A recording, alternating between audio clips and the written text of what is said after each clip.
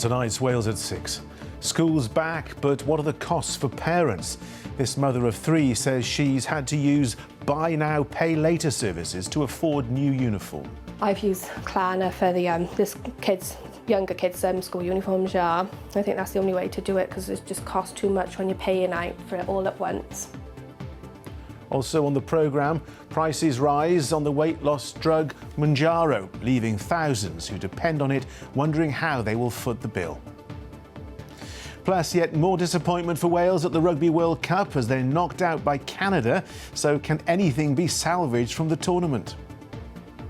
And calling any wannabe gladiators. Some of our most interesting historic sites open their doors for free.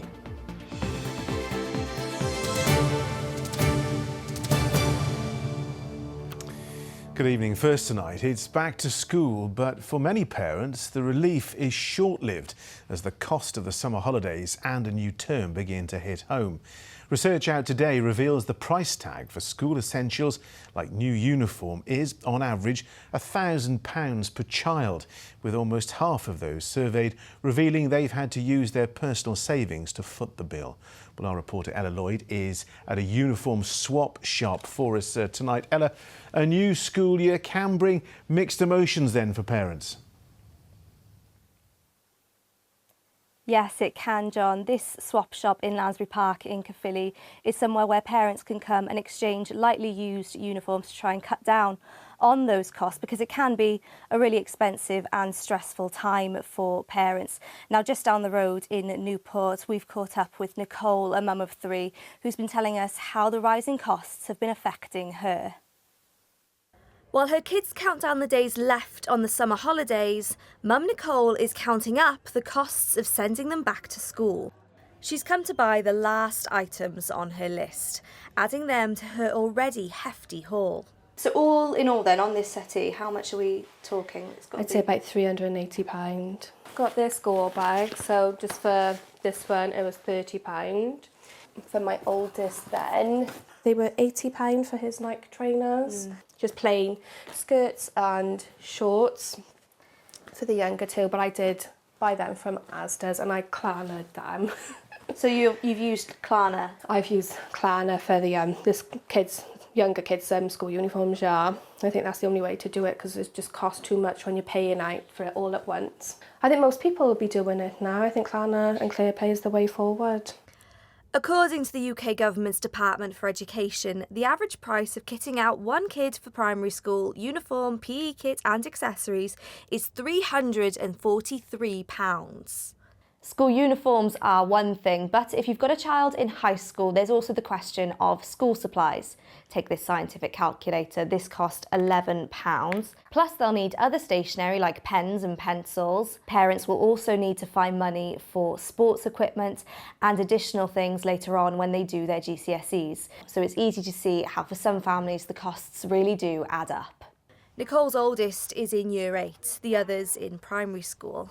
She says she's concerned her spend will grow along with her younger 2. Especially when they get into high school, it is a lot of pressure because they do get into like the name brands, and you do feel a lot of pressure as a parent to buy the best for them because you don't want them to be a target for bullying. The minute is manageable with the 1, but I do feel for people with 2 more children in high school because that is where the expense is. The Welsh Government does offer the School's Essentials Grant to help families with the cost of uniforms. But Nicole, who works part-time, earns too much to be eligible. The Welsh Government say their guidance is that branded items should not be compulsory, and they continue to monitor the impact of inflation on the number of learners eligible.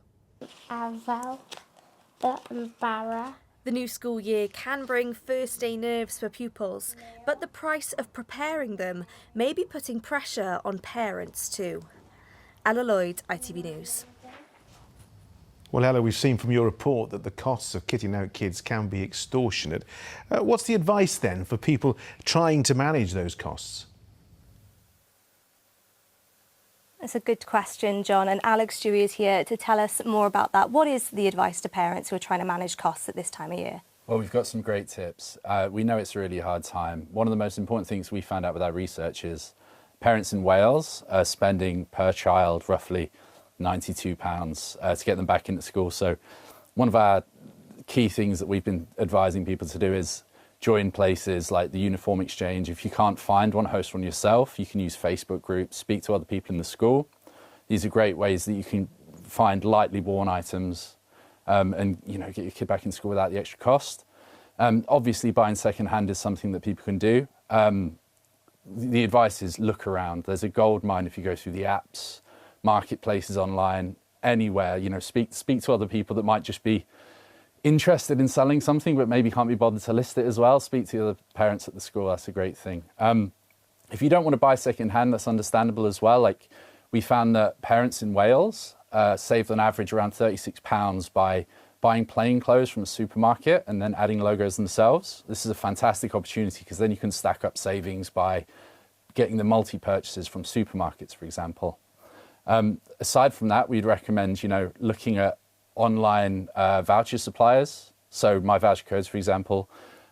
When we conducted our research, we found that shoes were the most expensive item for parents in Wales. So where you don't necessarily want to buy second-hand shoes, or this is something you really want to make sure your kid's got something that's going to suit them well, it's worth looking for that discount online. So the advice is really shop around. How important are places like this, these swap shops, to that? They are crucial. The big thing that we found in our research is the community can support each other and we can all together make sure that things going back to school is a lot more affordable. We don't want to see any children going into school and then not feeling comfortable because they've got the wrong uniform or something that doesn't suit them, or last year's, that kind of thing. So these kind of places are crucial to supporting our kids in the community. Alex, thank you so much. That's great advice there. Well, there is also the Welsh Government Schools Essentials grant available that can help people with the costs of going back to school. It can also help with the cost of extracurriculars in some instances as well. So please do check out, if you're eligible. The details of how you can apply are all available online at your local council's website. OK, Ella Lloyd, thank you very much indeed for that. The funeral of member of the Senedd, Hefin David, has taken place this afternoon. He was found dead at his home last month. First Minister Anuned Morgan was among the mourners. Tributes were paid to the 47-year-old following his death, with the Prime Minister, Sir Keir Starmer, describing him as a powerful voice for the people of Wales. An inquest into Dr David's death has been opened and adjourned. A 21-year-old man from the Gwent area has been arrested on suspicion of threats to kill. He was arrested after South Wales Police was made aware of a video posted online where threats were allegedly made towards students at Merthyr Tydfil College. The man remains in police custody. Next, people using the weight loss jab Mounjaro will have to pay more from today after a price hike by the manufacturer. It was announced last week that UK suppliers would receive a discounted deal rather than pay the full wholesale increase of 170%. Despite this, the price will still be significantly higher, as our health reporter Katie Fenton has been finding out. How are you today, Shirley? Oh, good. Yes. Okay, Had there we are. another good month. Good, good. Let's get on, see how we are. Stepping on the scales is something Shirley used to dread. But after going on Mounjaro through this pharmacy in Llanelli, it's now a chance to see how far she's come. I've lost 5 stone and it has made me, I'm so happy. It's just made my life, everything about it. I feel healthier. My knee doesn't hurt half so much. And when I go out, I'm confident. It's been life-changing for me, 100%. But from today, the company that makes Mounjaro is putting its prices up. And although pharmacies will pay less to stock it, patients are still being warned to expect higher costs. It's a big worry. If you can't afford to do it through a healthy way of doing it, through a pharmacy who are licensed and you're getting what you're paying for and you're getting the support, it'll push people towards perhaps trying to get something a bit cheaper online. Weight loss drugs like Mounjaro work by suppressing the appetite and making you feel fuller for longer. Users will inject themselves once a week with a range of doses. And while for some it can be life-changing, its rapid growth in popularity has raised concerns that not everyone is using it for the right reasons. Which is why pharmacies like this one have strict rules before handing out the jab. They will be questioned for eligibility, ensuring BMI is high enough, that it is over 30 or over 27 if they have underlying health conditions. There's the opportunity through other sources maybe to not be quite as honest, but we do a thorough investigation when we're with the patient face to face. While many pay privately, some patients can get Mounjaro on the NHS. And there were mixed opinions about that in Cardiff today. I don't see why they should be given taxpayers' money to help themselves. Most people have had weight problems over the years. I did. I spent many years in the gym sorting it out. I know people that have been on them and have done amazingly well. Each their own, no judgment from me. I think all the research, they've been around for many, many years. Back in Llanelli, and the weight loss clinic here is busier than ever. But while Mounjaro is shrinking waistlines, it's now going to stretch wallets even further. Katie Fenton, ITV News. Now, rainfall over the past few days has brought an abrupt end to a warm and sunny summer, but the impacts of that prolonged dry weather will be felt for the rest of the year, with farmers saying they're already relying on their winter reserves. It comes as the Met Office has confirmed that some parts of Wales have experienced their warmest summer on record. Our correspondent Carol Green reports. Come rain or shine, Olwen tends to her 50-strong herd of cattle. But the dry weather has meant she's 50% down on homegrown feed. That's the cost of climate change for her farm. Olwen, you've got your winter feed in here. Is it enough? No, it's nowhere near enough. They're going to have to be on tight rations for the whole winter to make sure we get all the way. And of course it's an extra cost buying in those green bales. I've never bought that many bales ever in my life. The rain has finally arrived, but repeated spells of hot or very hot weather throughout June, July and August means farmers like Olwen will be paying the price throughout the winter. The industry needs to adapt, but that takes time. Tilleri, the climate and change is a real challenge for farmers right now. Oh, absolutely, and I think this is a really good example. You know, Olwen's nearly 50% down on bales, and yet we're probably in one of the wettest, greenest areas of Wales here. You know, there's been huge problems varying from sort of having to feed winter crops, the prices if you need to destock at the same time, water issues, carrying water around. So there's a lot of just logistical challenges as well as financial challenges for farmers. It is very, very difficult to adapt an industry that's got such a long-term vision on it. With a drought declared, our rivers are suffering too. Aquatic life is under threat. We've gone out to visit sites and we found dead fish that we are assuming, from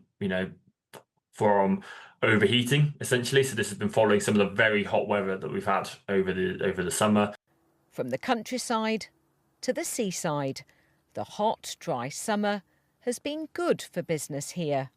It's up about 20% this year from last year, which is excellent. It's a bit of a mixture with the weather and the beach, and yeah, we're getting on the map now in Ross-on-Sea, so yeah.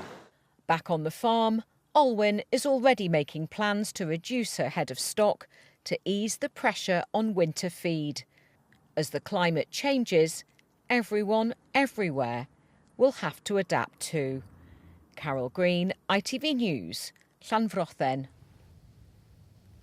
Well, Ruth is here. The figures are in, as we've just seen, and they make for uncomfortable reading. They do indeed, John, for all of the reasons that basically Carol has just explained. So let's take a look at those figures in a little bit more detail. I won't blind you with statistics, but generally speaking, the UK has had the warmest summer on record. Here in Wales, eastern parts of Wales have had their warmest summer on record. Western parts of Wales a little bit cooler thanks to more of a breeze and slightly cloudier conditions. So what does this mean then? Well, for some, I'm sure it's good news that we will have had over the average amount of sunshine, 108% of monthly sunshine. But what perhaps has added to the woes is the fact that we've had around 3/4 of the amount of rainfall, and as we've been hearing, that really is causing long-lasting problems. Temperatures themselves haven't necessarily been record-breaking. It's the fact it's been prolonged daytime heat and nighttime warmth as well. The cause for all of this, well, an extended period of high pressure. We've also got slightly warmer seas at the moment, and of course our climate is changing, and yes, we humans have had a part to play in that. And I think the real feature of all of this is that with these changing features, temperatures and so on, what feels like extreme at the moment is going to become our new normal. I'll be back later in the programme with your weather forecast. Ruth, thanks very much indeed. Well, there's still plenty more to come on the programme, including Wales woes. Sean Lynn's side suffer another blow at the Rugby World Cup, so what's next for the team and the coach? And what did the Romans ever do for us? Well, it's your chance to find out with free entry to their amphitheatre.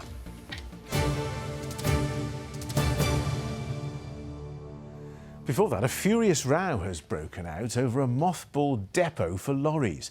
The dispute is over a site in Mochtre and involves Conwy Council, a multi-million-pound contract, and claims from local politicians of a scandalous cover-up. Well, in Colwyn Bay to unravel this saga for us is our reporter Joanne Gallagher.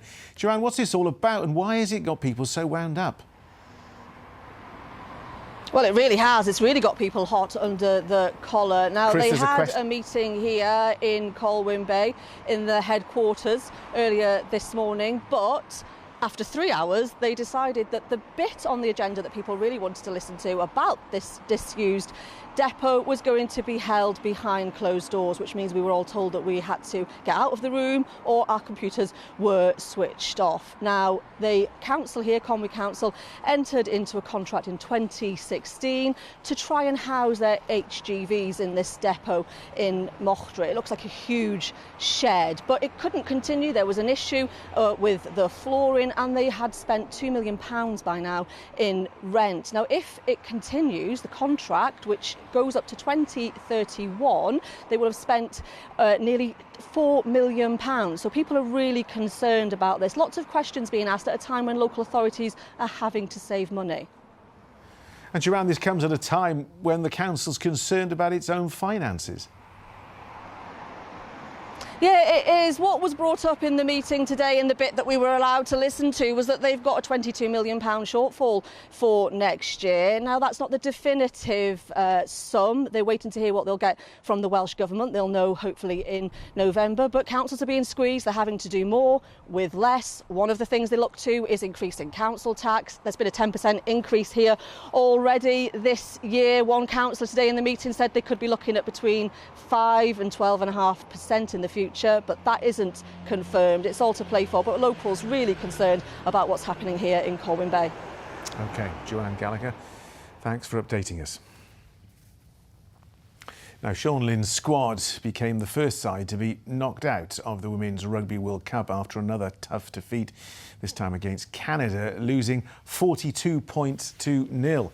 Despite a spirited performance, it means tough questions now for the team and the Welsh Rugby Union as they fail once again to turn their fortunes around. Gwennan Campbell is here with me now. Gwennan, bit of an understatement, but not the outcome that Sean Lynn would have hoped for. It certainly wasn't, John. Another disappointing weekend for the women. As you said, 42-0, really not the result they wanted. I think it's fair to say that it was an improved performance, but they just couldn't turn that performance into points. Now, I don't think anyone would be surprised that they lost against Canada. They're the second best team in the world and are favourites to be in that final. But a group stage exit and 2 heavy defeats is not what Sean Lynn wanted, and it's not what the fans expected either. There's a lot of hype and excitement around this World Cup, the biggest World Cup so far, so they really will be disappointed with that. But they'll have to dust themselves off very quickly because they still have 1 game left, and that's against Fiji this Saturday in Exeter. And it will be a battle of the coaches because Wales's former head coach, Johan Cunningham, is now in charge of Fijiana. So both teams will feel that they have something to prove, John. Yeah, a bit awkward. And it's not just the women's game for the WRU to sweat about. Plenty happening for the men too. Yes, today is Steve Tandy's first day in the hot seat as Wales's head coach, and he has a huge task ahead of him too. Wales have had a turbulent 2 years, 18-match losing streak, so the pressure really is on him now, with the autumn internationals just around the corner. But on top of that, September marks the start of the consultation period into the future of rugby in Wales. And in the last half an hour, the WRU have launched a public survey asking for people's views on this. So there's certainly, well, a lot of uncertainty at the moment and a lot of pressure on the WRU to make the right decisions. Never a dull moment in Welsh rugby. Gwenanne, thanks very much indeed.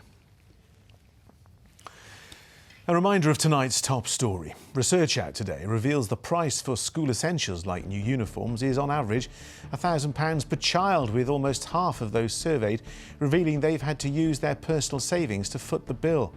And still to come on the ITV Evening News. Coming up in the programme, a new term of Parliament opens with a priority: more reform on the asylum system. The Prime Minister has announced a new team to deal with migrant crossings and the housing of asylum seekers. Also, the family is set to save hundreds on childcare costs. And the Hollywood star pulling pints to save his local Wiltshire pub. Do join me for those stories and more at 6:30. Now, more than 200 of Wales' historic sites and hidden gems will offer visitors free entry, events or tours this month. It's all part of Cadw's Open Doors initiative to get more of us visiting some of our most treasured sites. Well, Leah McConkey is at the Roman Amphitheatre in Caerleon near Newport, one of the spots welcoming the public in for free. And Liam, a chance for people to see what life was like under the Romans in Wales. Yeah, that's absolutely right, John. And there were around 5,500 Roman soldiers stationed just at the barracks over there, and many of whom would have come down to the amphitheatre here to see all the spectacles that were on show. And to tell us more about some of the events that are taking place over the next month, I'm joined by Gwilym Hughes from Cadw. Tell us then, you've got your Open Doors initiative going on this month. What is this, and how can people get involved? Oh, hi Liam. Yeah, well, the Cadw Open Doors is actually part of a European-wide Festival of Heritage. Cadw's been running it for a number of years now, the Welsh element of it, that is. This year, there are over 200 historic places in every corner of Wales that are opening their doors to the people for free. And it's not just many of the Cadw sites and monuments that are opening up, and the National Trust sites, landmark trust sites, but actually communities are getting involved as well. Owners, private owners of historic places.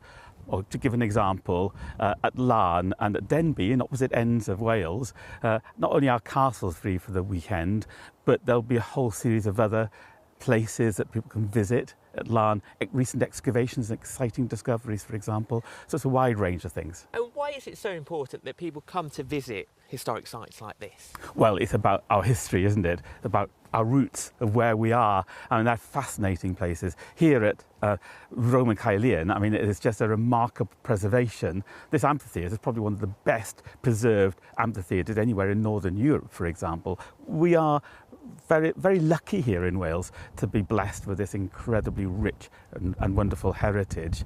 But, you know, at the end of September, we're offering opportunities of expert guided tours of the amphitheatre here and of the barracks, the Roman barracks, and of the magnificent defences here that still remains to be seen by the public.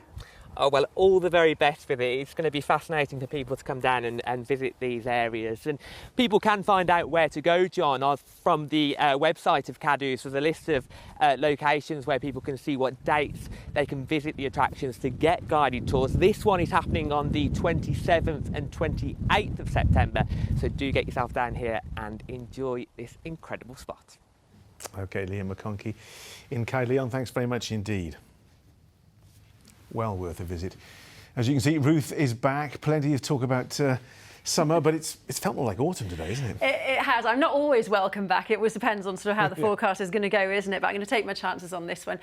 It is Meteorological autumn today. The 1st of September means a whole new season and a whole new feel, can you believe it, to the weather over the next couple of days. It's all very seasonal actually, but it also means a whole new set of storm names to look forward to. These were released earlier, and this is how we, the great British public and the Irish public and the Norwegian public, if I can get the words out, have chosen these names, and they run all from Amy all the way through to Violet and Vubo. Usually in a storm season which starts on the 1st of September and runs until the end of August, we get around 7 or 8. Last year we got to Storm Floris, so this year let's see if we get to Fionnuala. That was chosen by the Irish Met Office. Now then, coming back to us and all very seasonal conditions, low pressure dominates the weather story, and that means, yes, you guessed it, wet and windy weather this week. A clear start makes way for a day of ancient discoveries. TUI sponsors ITV Cymru Wales weather. Not particularly pleasant out there at the moment by any means. It's still quite breezy, and we'll see further scattered, possibly heavy thundery downpours working their way northwards and eastwards, being blown on that breeze. So they'll rattle through quite quickly, but they could make for some rather tricky conditions, particularly on the roads. Now, towards the northeast, this is where we'll see the best of any drier conditions and possibly some clear skies. And in more sheltered rural spots, temperatures could dip to single figures, but we're looking at general lows of between 10 and around 13 or 14 Celsius. So not a bad start to tomorrow morning, particularly across the northeast. But don't get caught out, because down across the southwest we've got a band of heavy rain that'll start to track its way northwards during the course of the morning. Now, the heavy rain will clear, but the legacy will be a scattering of showers into the afternoon, possibly something a little bit drier, maybe even a little bit brighter across the south into Tuesday later afternoon. The temperature's still holding up, and actually less of a breeze than we've had out there today. So actually, if you do catch some drier, possibly brighter weather, it won't feel too bad. Highs of 18 or 19 in Celsius. It'll be dry for a time then as we head through into Tuesday evening, possibly a scattering of showers. But if you look at the bottom of your screens, you can see an area of low pressure, and that will bring some very heavy rain into the southwest during early Wednesday morning, clearing to the northeast into Wednesday afternoon. A swirling mess of low pressure and again strong winds. It's not going to be pleasant by any means. So we're keeping an eye on this, but the worst of it will clear then as we head through into Thursday. And the signs are that by the time you get to the end of the week, Friday, and the start of the coming weekend, a ridge of high pressure will bring something slightly more settled, drier, brighter, and maybe a little bit warmer too. TUI sponsors ITV Cymru Wales weather.